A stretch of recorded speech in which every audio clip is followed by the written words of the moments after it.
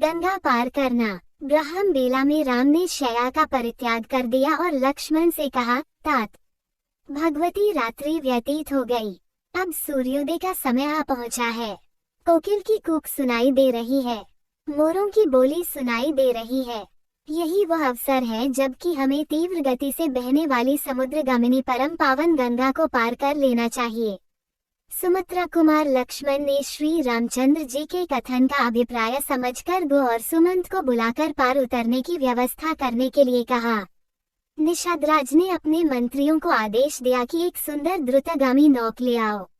आज्ञा पाते ही निषादराज के अनुचर तत्काल जाकर उनके लिए एक श्रेष्ठ नौक ले आए। नौक के घाट पर लग जाने पर राम, सीता और लक्ष्मण घाट की ओर चले। उन्हें घाट की ओर जाते देखकर मंत्री सुमंत हाथ जोड़कर कहा, हे रघुकुल शिरोमणि, अब मेरे लिए क्या आज्ञा है। रामचंद्र ने उनकी कर्तव्य निष्ठा की प्रशंसा की और धन्यवाद देते हुए कहा, सुमंत, अब आप शीघ्र अयोध्या के लिए प्रस्थान करें। गंगा पार करने पश्चात हम उसके आगे की यात्रा पैदल ही करेंगे।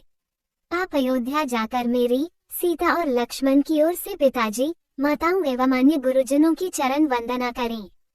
उन्हें धैर्य दिलाते हुए हमारी ओर से संदेश दे कि हम तीनों में से किसी को भी अपने वनवास का किंचित मात्र भी दुख नहीं है।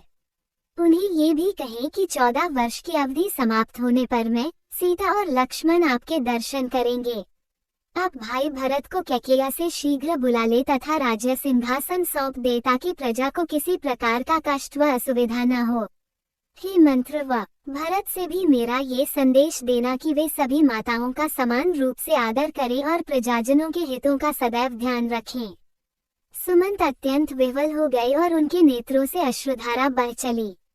अवरुद्ध कंठ से वे बोले, हे तात, आपके वियोग में संतप्त अयोध्या की प्रजाजनों के सम्मुख में कैसे जा सकूंगा।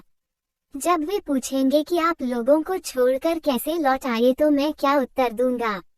मैं जानता हूँ कि आपको न पाकर सहस्त्रों अयोध्यावासी शोक से मूर्छित हो जाएंगे।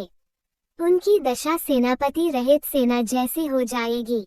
हे स्वामी, ये तो आप देख ही चुके हैं कि अयोध्या से वन के लिए चलते समय अयोध्यावासियों की क्या दशा हुई थी। इस खाली रथ को देखकर संपूर्ण अयोध्या नगरी का हृदय विदीर्ण हो जाएगा। हे प्रभु, मैं माता कौशल्या को कैसे अपना मुख दिखा सकूंगा। आप लोगों के बिना लौटना मेरे लिए बड़ा कठिन है। इसलिए हे नाथ, आप कृपा करके मुझे भी अपने साथ ले चलें। इस प्रकार से दीन वचन कहकर बारंबार याचना करने वाले सुमंत से सेवकों पर कृपा करने वाले श्री राम ने प्रेमपूर्वक कहा, भाई सुमंत, मेरे प्रति आपकी जो उत्कृष्ट भक्ति है उसे मैं अच्छी तरह से समझता हूँ, किंतु तुम्हारे न लौटने से माता कैकेयी के मन में शंका उत्पन्न हो जाएगी। वे समझेंगी कि हम लोग षड्यंत्र करके राज्य में ही कहीं छुप गए हैं। इसलिए मेरा तुमसे अनुरोध है कि तुम नगर को लौट जाओ। तुम्हारे लौटने से जहाँ माता कैकेयी की शंका भी समाप्त हो जाएगी और महाराज तथा मुझ पर किसी प्रकार का कलंक भी नहीं लगेगा। कलंक चाहे झूठा ही क्यों न हो, उसकी प्रतिक्रिया बड़ी व्यापक होती है।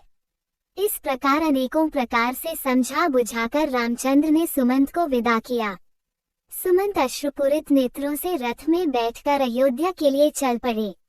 सुमंत के जाने के पश्चात राम गो से बोले, निषादराज, तुम कृपा करके हमारे लिए बड़ का दूध मंगा दो, क्योंकि अब हम वनवासी और तपस्वी हो गए हैं और हमें जटाएं धारण करके तापस धर्म की मर्यादाओं का पालन करते हुए निर्जन वनों में निवास करना चाहिए।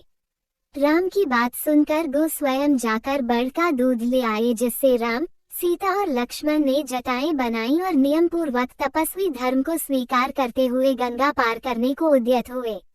नौक पर सवार होकर तीनों ने कलुषारिणी गंगा को पार किया।